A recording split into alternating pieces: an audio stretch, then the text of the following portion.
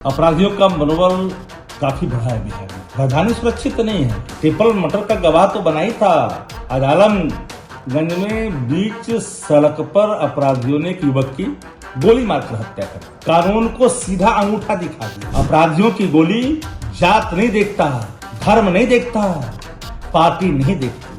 मुखिया पति भी मारे गए, कपड़ा व्यवसायी बेगूसराय में मारे गए, जदयू के नेता मारे गए। दलील तो आ जाती है सरकारी पक्ष की तरफ से कि पताल से ढूंढ लेंगे, अपराधी पकड़े जाएंगे, ठंड बढ़ गई है इसलिए अपराध घटनाएं बढ़ गई है, यह भी कह देंगे लोग। सवाल उठता है कि सरकार जब प्रतिदिन साजिश के एजेंडे पे चलेगी और कसीदे पढ़ने वाले लोग नरक को स्वर्ग में तब्दील कर करके परोसते रहेंगे, तब तक कानून का राज स्थापित नहीं हो। बिहार सरकार के द्वारा लगातार ये दावे किए जा रहे हैं कि बिहार में सुशासन का राज है, अपराधियों पर पूरी तरीके से नियंत्रण है।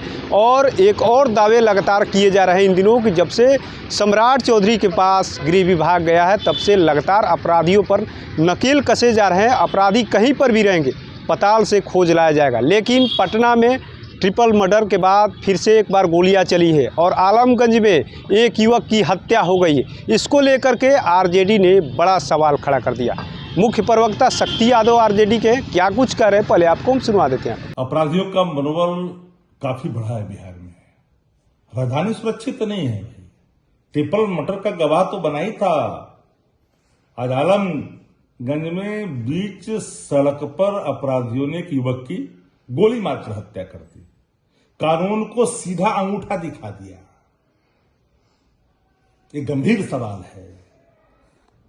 अपराधियों की गोली जात नहीं देखता, धर्म नहीं देखता, पार्टी नहीं देखती। मुखिया पति भी मारे गए, कपड़ा व्यवसायी बेगूसराय में मारे गए, जदयू के नेता मारे गए। हत्याएं बढ़ रही है। दलील तो आ जाती है सरकारी पक्ष की तरफ से कि पताल से ढूंढ लेंगे, अपराधी पकड़े जाएंगे, ठंड बढ़ गई है इसलिए अपराध घटनाएं बढ़ गई है, यह भी कह देंगे लोग। लेकिन सवाल उठता है कि सरकार जब प्रतिदिन साजिश के एजेंडे पे चलेगी और कसीदे पढ़ने वाले लोग नरक को स्वर्ग में तब्दील कर करके परोसते रहेंगे, तब तक कानून का राज स्थापित नहीं होगा। ये सवाल किसी पार्टी का नहीं है। ये सवाल है बिहार में शांति, भाईचारा, आपसी सौहार्द और कानून का राज का। ये अगर मर गया ना, कुछ बचता नहीं है। लेकिन कसीदे पढ़ने वाले लोग, अगर आज कोई दूसरे दल की सरकार बन गई होती, इस तरह की बातें होती तो रिटर्न होता, रिटर्न हो जाता जंगल राज। अब तो कोई नहीं बोलता।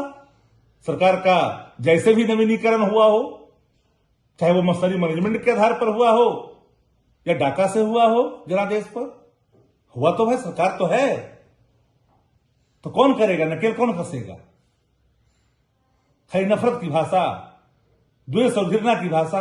तो आपने सुना किस तरीके से आरजेडी के मुख्य प्रवक्ता शक्ति यादव ने जो हत्या हुई है पटना में, उन्होंने लगातार कहा कि जो कहे जाते हैं कि अपराधियों को पताल से पकड़ा जाएगा, कभी कभी ये भी कहा जाता है कि ठंड बढ़ गई है इसलिए अपराध बढ़ रहा है, ऐसे तमाम बातें कही जाती है। लेकिन कब तक ऐसे चलेगा? जो बातें कही जाती है सरकार के द्वारा, आखिर में किया क्यों नहीं जा रहा है। NBC 24 के लिए पटना से कृपा शंकर के लिए।